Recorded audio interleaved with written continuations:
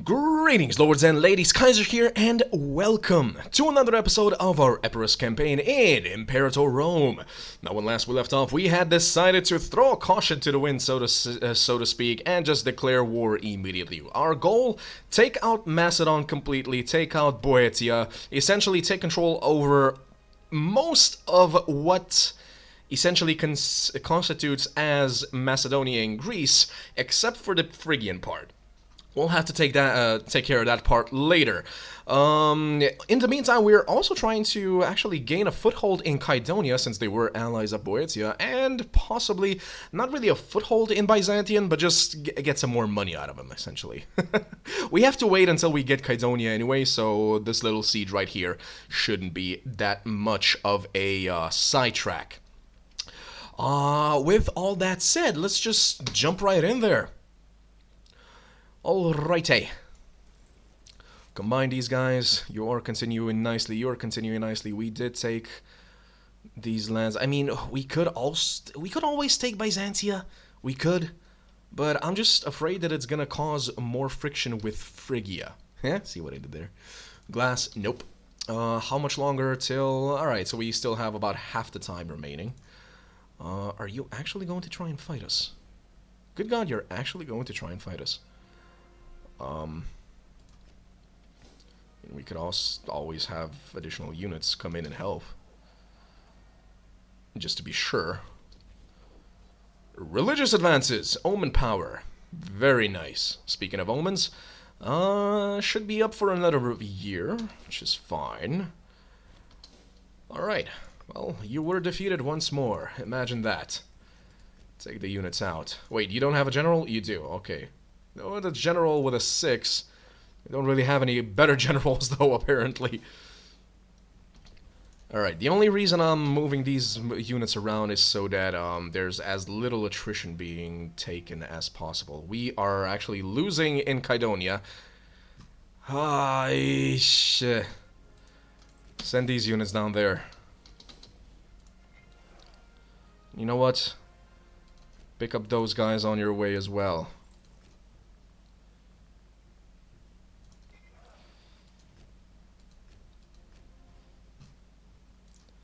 Honestly, I guess it was a bad move on my end, because I did not expect them to be able... Byzantium is one, alright, good. Let's just wait for this to be finished as well. We are defeated in Kydonia. They're not following us, though. So, technically speaking... if we're lucky enough, we can actually get some units down there to help out. Nope, we're not going to be able to. They're going to be completely smashed over there.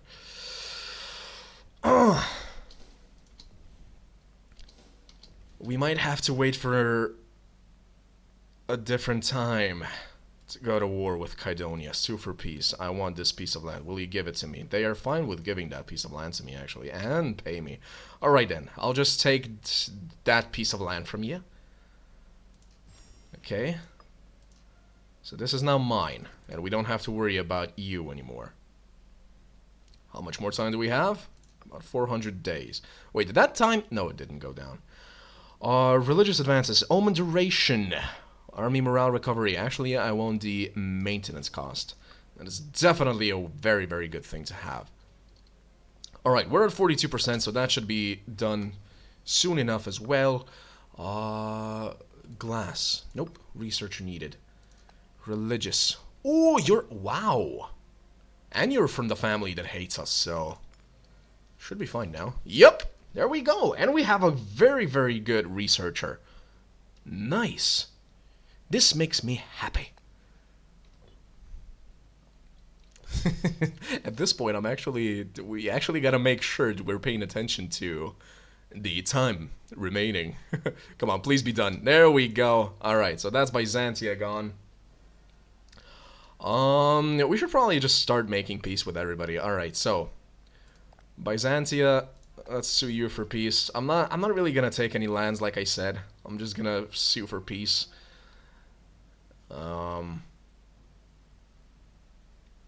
Just thinking.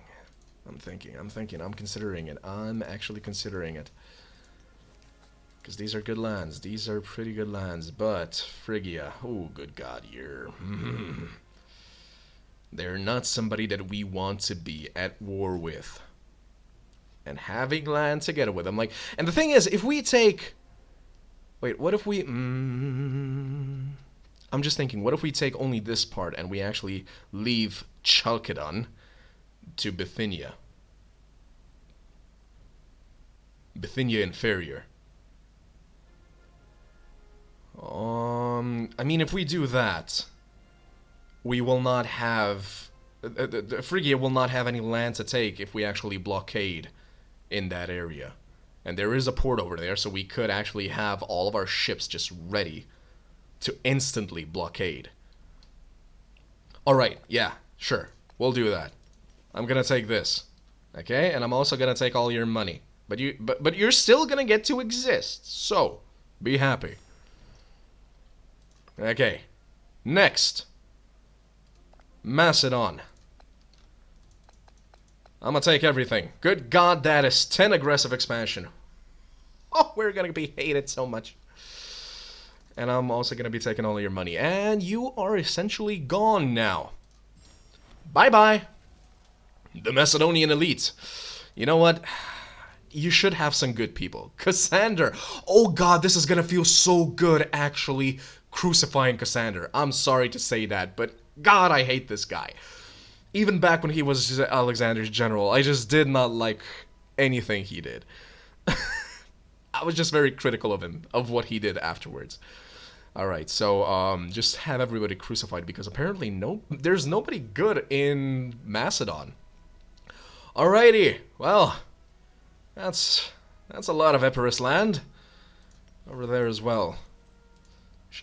Maybe we should just keep you over here. That is what? 10 units over there. I mean, if we ever turn on Thrace. Thrace, you got big. You got much bigger than you were. But we're on good terms with you. We're on good terms. We're allied still. You still kind of hate us for the aggressive expansion, but hey. Alright, and last piece of the puzzle. Boeotia. Sue for peace. I'm just gonna take it all. Wait a minute. Is there a piece of land that we did not? The capital Tarsus needs to be occupied. Wait a minute. Where's Tarsus? Oh, okay. Yeah, but wait, can we actually just force Bithynia to pay us and get him out? They're actually willing to pay. They're actually willing to pay pay a little bit. Let's see, how much are you willing to pay? 19. All right then. I'll take that. There. Still got a little bit of gold from that. And I'm gonna take everything you have though. Boom! This piece off. Oh, we're gonna become a major power now. Epirus. Wait, how much land? How much land do we have? Ooh, 95. I didn't even realize this, but yes, please. Good God, yes, we are now a major power. Past judgment. I mean, I'm sorry, you Boeotians were... What is that? A 14. Yeah, but he's 76. He's gonna die soon. You're 58. You're 62. But I mean... What's our current researcher? Like, what is your level of civic? 7. So anybody that's above a 7, like he's 9. He would actually make a good researcher. Alright, I'll keep the Pinnate guy. God, you're so good, but... Something tells me... Leonidid. Do we have a Leonidid family? He's just gonna become... Yeah, we do. We do. And you could just become a part of that family. Or will another family start? It shouldn't just start another one, I think. But for the sake of trying this out, let's see what happens. Right, so if I click this... Leonidid... Oh yeah, the family just suddenly got a lot bigger. But it's the same family, so that is good. Alright, just have the rest crucified, it's fine. So we do have an awesome general now. Also, this guy's a 12. There we go. My Basilius, we have increased in rank and are now a major power country instead of regional power. Since we now have at least 100 cities, the following special rules can be used. Guarantee other countries, can threaten war, can support rebels, can have alliances. I mean, we were able to do that before. Capital import routes +2. Diplomatic relations +4. Diplomatic range +125. Government bonus multiplier 100%. Change government policy cost -20%. We can guarantee Thrace now. Sure, we'll do that. Welcome to New Epirus. A major power Epirus. Hell yes. Oh, hell yeah. Can we just... We're exactly on 100. Which means that that butthole over there that we managed to quickly grab by colonizing actually made it possible for this. I was so... Oh, wow. Okay, now we're lucky that we actually took that. I would have been probably upset if I realized that we had 97 and could have had 100 if we didn't take that. I mean, yeah. So we are now guaranteeing Thrace, and that's pretty much it. Everybody's at peace with us. We have 1,000. This is nice. Lack of governor. Alright. Let me see. Commerce income. That's bad. Research points, technology speed. I mean, you're good. And pen aid, you need a position. So we're gonna put you there. Government. Timolid. I mean, the Timolids are gonna hate us a little bit if we don't. Let's just create a new unit. Select. Oh boy. I wish you would live longer. I really do wish you would live longer and be able to fight for us. Leonidid, Penaid. Will that go away now? No, it actually added one. Agathoclid. What do you want? Vegetables from province Macedonia Secunda. But you know what? I don't want to do that because I'm actually going to bring some vegetables into here from Secunda. So no. Not to mention we do now have... Wait a minute. Where are the trade routes? We're supposed to have 6, sir. Sir? Recruit mercenary? No, that was... What? Nikidae families gain prestige. Pyrrhus gains popularity. Alcatid get prestige. And Epirus loses. Or we just do nothing. In his civic capacity, informs us that an opportunity has arisen. One of our most valued temples is in dire need of renovation. With enough investment, the building could become a shining beacon of our benevolence and architectural prowess. Now, we're not actually going to be using money on that. What we are going to be using money on the other hand, is... I think we haven't done this yet. Nope. There we go. Expand the Oracle of Dodona. The renovation of Dodona begins. The Oracle of Dodona is the oldest in all of the Greek world, and was once among the most important religious centers of Hellas. The temple complex is centered around the ancient sacred oak tree of Zeus Naios, whose sanctuary covers a holy spring. Over the years, the temple complex has fallen into shabbiness and decay, as other more famous oracles have overshadowed it. By building an amphitheater, renovating the Temple of Zeus, and establishing regular festivals at Dodona, the site may once again take its rightful place among the hallowed homes of the gods. Imperial ambition. We lose once stability Epirus adopts the empire government. Rulers reign for life. We already do that. Don't we already have that? Has greater or equal to 600 cities? Oh. City civilization is greater or equal to 60. Theocratic. No. Stratocratic. The Epirote people yearn to show the world their might by stratifying our very society in a militarized hierarchy. Shall show the glory of Epirus to all. Oh, we gain military ideas. I see what that is. Alright.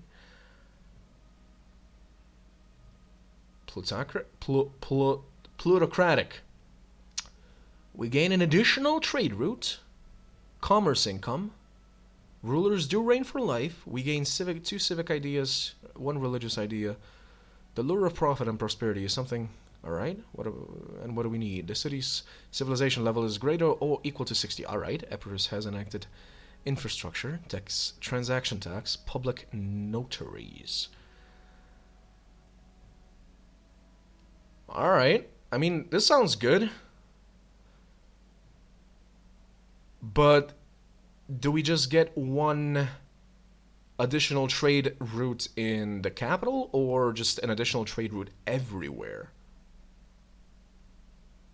I'll have to check that. Because if it is everywhere, then awesome. Alright, at any rate, we will be expanding the Oracle of Dodona. Paeonian Revolt. Oh, you have a revolt up here? You don't have any allies. You have one ally. I mean... I know that this is bad. I know that this is very, very bad.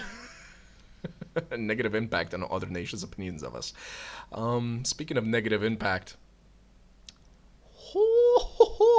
minus 163. Now that is negative if I ever saw it. Even Thrace hates us because of it. Even though we are... Oh no, we're not... Okay, so we don't have the plus 50 because of the alliance, which is also why the aggressive expansion isn't halved. I believe it was halved earlier. But they have the full aggressive expansion penalty with us. Alright, so we might want to be a little bit more friendly with people. I mean, we could also just threaten people. We could try and threaten. It's not really covert. Threaten war. You have no casus belli, so no claims to threaten with. Okay, okay. So we're gonna do a little experiment, because I'm just curious if we can just threaten them into giving us their lands. Because if we can do that, that does not really count towards aggressive expansion, does it? It actually might. I think it might. Because even if you threaten them, I mean, you're still taking lands from them, so... Alright, at any rate, right, these lands are not connected with the mainland. Ooh. Ooh hoo hoo. Alright, just leave these units over here. And take you guys up here. To move these units around. Alright, so... Another thing we're gonna do is, of course, give who? Leonidid and Agathoclid. Where is an Agathoclid? There's a Leonidid. There. So, come on, why aren't you gone yet? Are you kidding me? Just how much money... How much of our money do you want? Oh god, what? You have 5% and you're still scorned? Is this bugged? They have 5% right now, and they're still not happy with us. Agathoclid.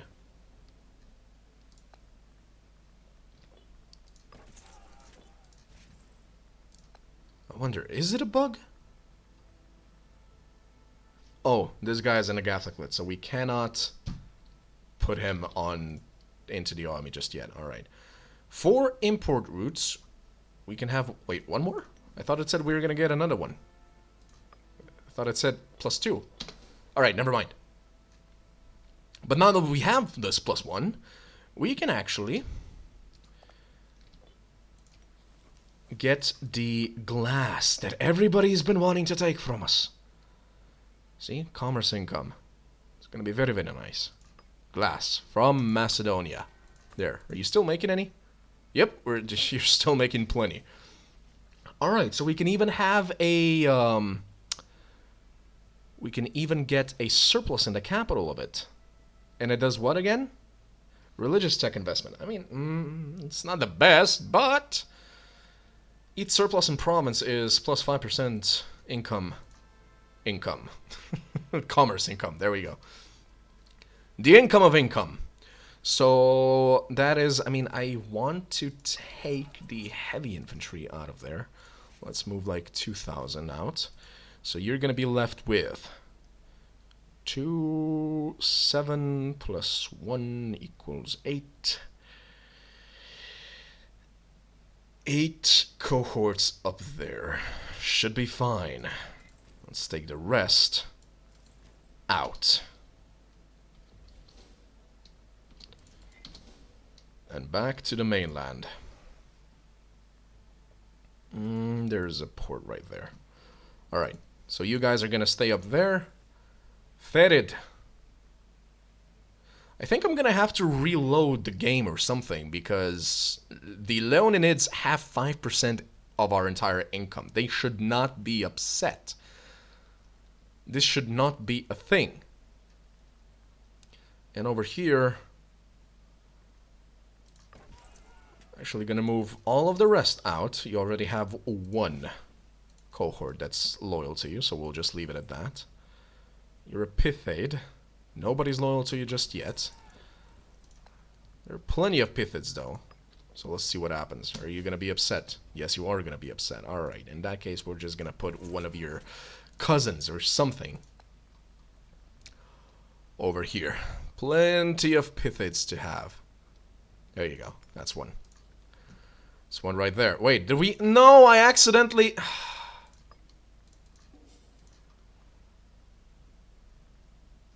See what happened? We became a major power and I accidentally... No, that didn't happen when we became a major power. That happened when we were offered to, you know, build up, or rather pay for a renovation. And I accidentally clicked on the mercenaries and I did not notice it up until now. Good God, there's no telling how much money we lost because of that. Ah! Army maintenance down, fleet maintenance down, let's go. Fort maintenance, no. Speaking of forts, sure, I'll keep that one over there. But here...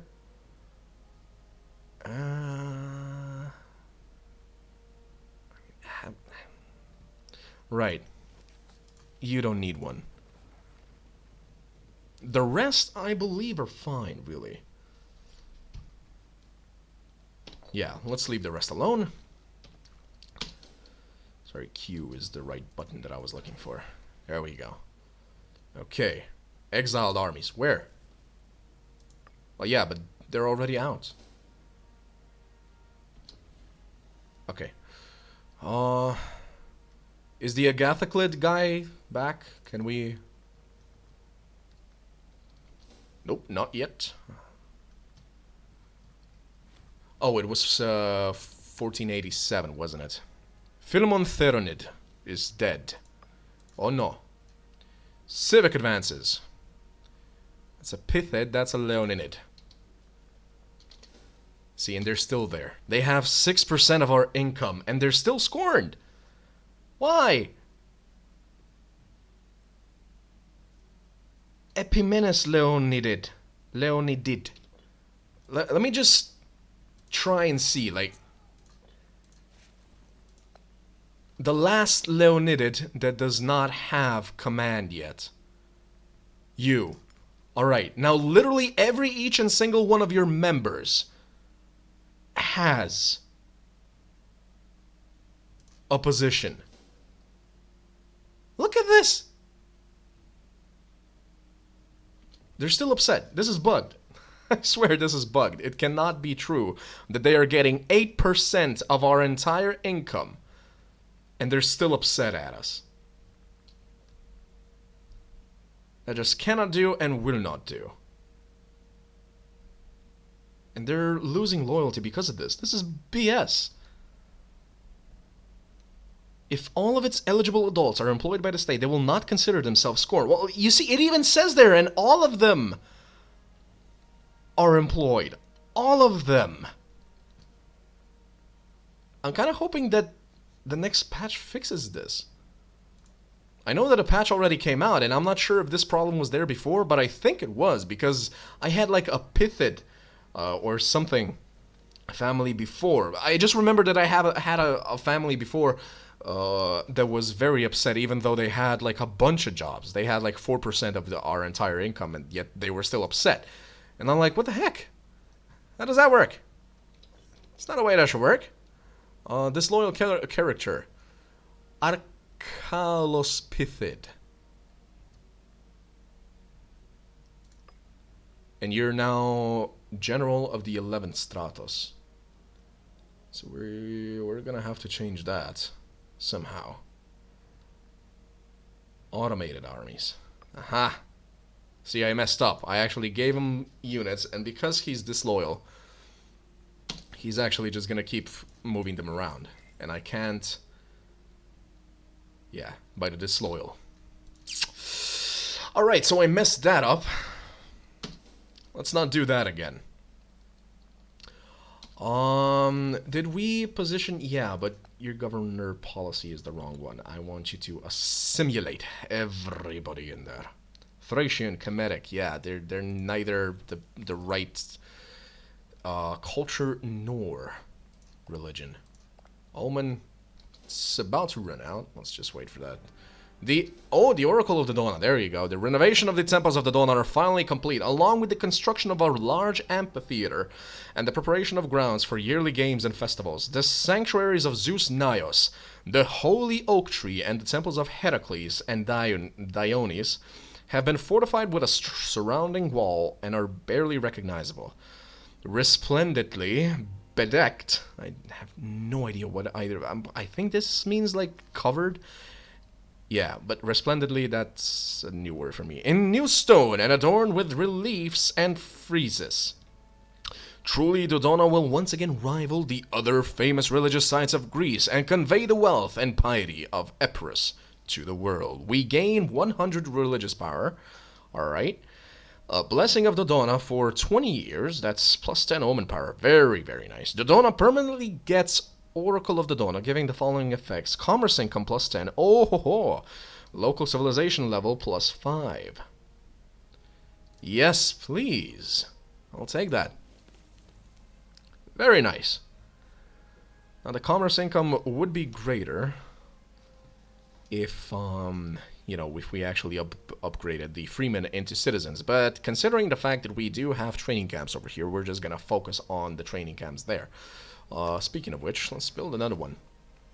And over here, we do need some marketplaces. Whew, thought I already built those. Never mind. The following people's support of the pretenders. Nikakor Leonidid. Come on, Nikakor.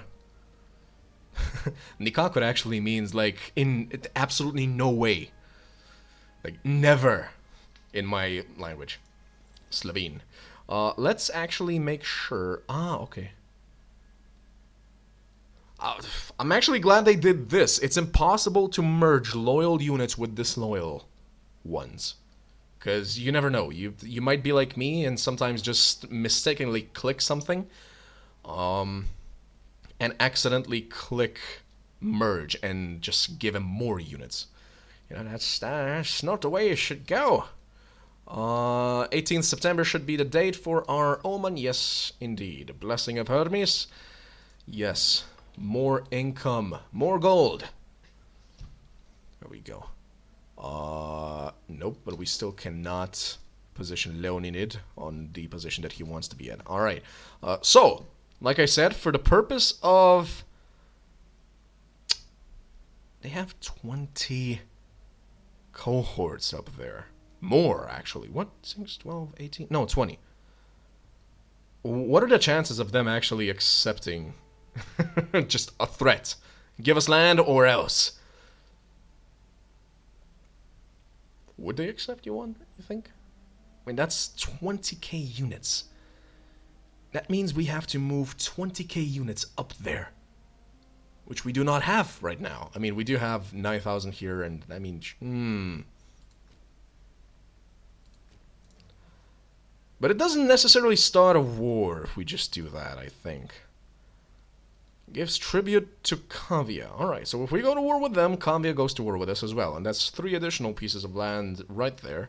I mean, either way, I would like that land. So let's just move our guys up there. Epidamnos, good God, which one of you can actually hold the most units? Lissos. Right, so let's move all of these guys into Lissos. And these 9,000 guys into... what are you called again? Albanopolis. Alright. The last thing we'll do in this episode is... covert actions. Fabricate a claim. Now let's see what happens in a month. Alrighty. What? Dropping appearances. A man in control of a sizable and personally loyal force has delivered a demand for additional funds. No mention is made of what these funds are to be used for, and we assume that this is an attempt to assert dominance over our court. Nonetheless, are we really in a position to be able to deny these demands? Yes. Yes, we are. Because he has one cohort loyal to him. No more. You're not a general or anything, right? No, he's just a pretender. Well then, do something with that one cohort you have. We have plenty of men to take care of you, should we need to. Alright, so let's try threatening them with war. Influence. Ooh, threaten war. Skodra. They will say no, because it's their capital and the province value. Base minus 120 already. Potential strength 100. Ooh, that's a so what? We would only need 2,168 more positive reasons for them to accept this. All right, well, we did try it. We did lose 160 oratory power for that, but hey, I mean, we can still go to war with them. We can still force Kavia to go to war with us as well. How do you have 20 cohorts? That's amazing. With one piece of land, it's not. How do you have 4 chiefs? Is the thing, because these migratory tribes and, or rather, I'm not sure about migratory tribes, honestly, because settled tribes, you know, they have these tribal chiefs that actually have their own retinues. They pay for them themselves, but you command them as long as they're loyal to you. And I'm just not sure how Illyria Graeca has 4 chiefs, or at least 3 chiefs. Yeah, 3 chiefs. So Clan Alcatid, Clan Proteid, Clan Dionid. I like how they're chiefs, like tribes, but they have like Greek names. And then the actual governor, or rather the actual king of the Illyria Graecans, has only 2 cohorts of archers. Everything else are clan retinues. Now, how do they have so many retinues? Though it might just be, and it probably is, I believe that the default number of clans you have is 3, one way or another. I'm guessing that's the reason here, because as you can see over here, there are 2. But why don't you have 3 retinues then? Why do you have only 2? I mean, why don't you have 3? Why do you only have 2? See, that one would make sense because they have 2 pieces of land. I'm actually so unsure how tribes apparently work. I'll have to try and play a tribe at one point. At any rate, guys, thank you very much for joining me. I have been Kaiser. I will see you guys next time. And until then, as always, if you like what I do, please do consider leaving a like, share these videos around, subscribe if you haven't yet, and I'll see you next time. And until then, ad gloriam.